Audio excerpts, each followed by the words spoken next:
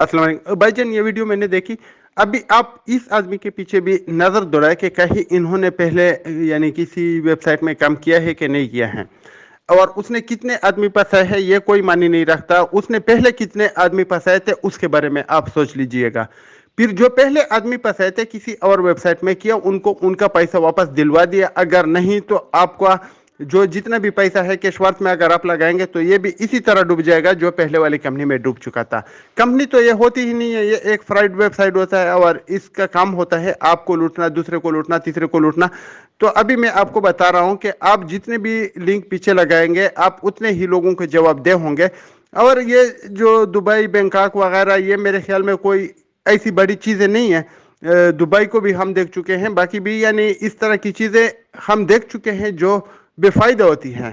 आप देख लेते हैं तो आपको क्या फायदा। एक खूबसूरत जगह होती है, आप देख लेते हैं, उसका कुछ फायदा नहीं है। आप पाकिस्तान में कहीं भी 5-10 हज़ार रुपए में जा सकते हैं, मरी वगैरह।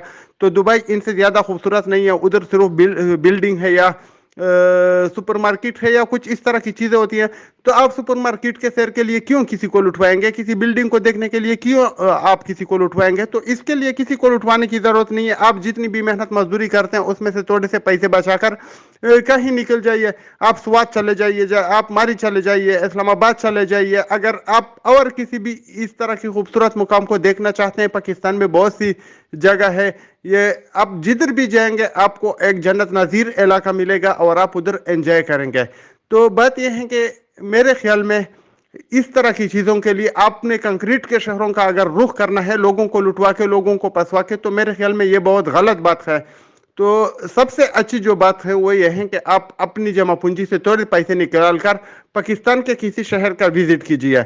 अगर आप इसके लिए उम्रे पे जाना चाहते हैं कि आप लोगों को लुटवा कर उम्रा करना चाहते हैं, तो मेरे ख्याल में लोगों को ना लुटवाइए, लोगों को पास अपने पैसे रहने दें। आप किसी भी मस्जिद में बैठकर कुरान शरीफ का ख़त्म करें, आप रोज़ाना आधा सिपारा पढ़ लिया करें। किसी भी घर के करीब वाले मस्जिद में उधर 2 रकात 4 रकात नफल पढ़ लिया करें।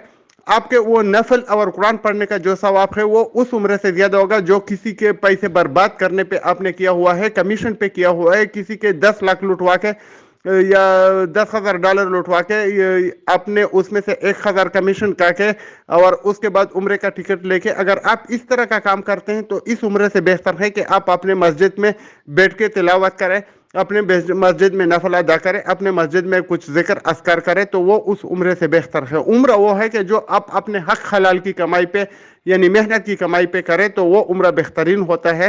वो हज बेहतरीन होता है जो आप अपने हक हलाल की कमाई पे करते हैं या अपनी जो आपकी प्रॉपर्टी है वो बेच के उस पे करते हैं। लेकिन अगर आप लूट मार के पैसे पे कुछ इस तरह की वो करते हैं, नेका माल करते हैं, तो वो नेका माल नहीं, वो शायद आपको अल्लाह के लिए यानी जवाबदेह बना दे और अल्लाह आपसे पूछे कि आप आए हैं हमारे घर में तो आपने लोगों को लूटा हुआ है, आप जवाब दीजिए। तो इस दुनिया में तो ये नहीं होगा, ये तो मौत के बाद होगा, फिर आप पीटेंगे। तो इन चीजों के लिए लोगों को लूटना, इन चीजों को लोगों के लिए लोगों को बर्बाद करना, ये एक बेवकूफ़ी है।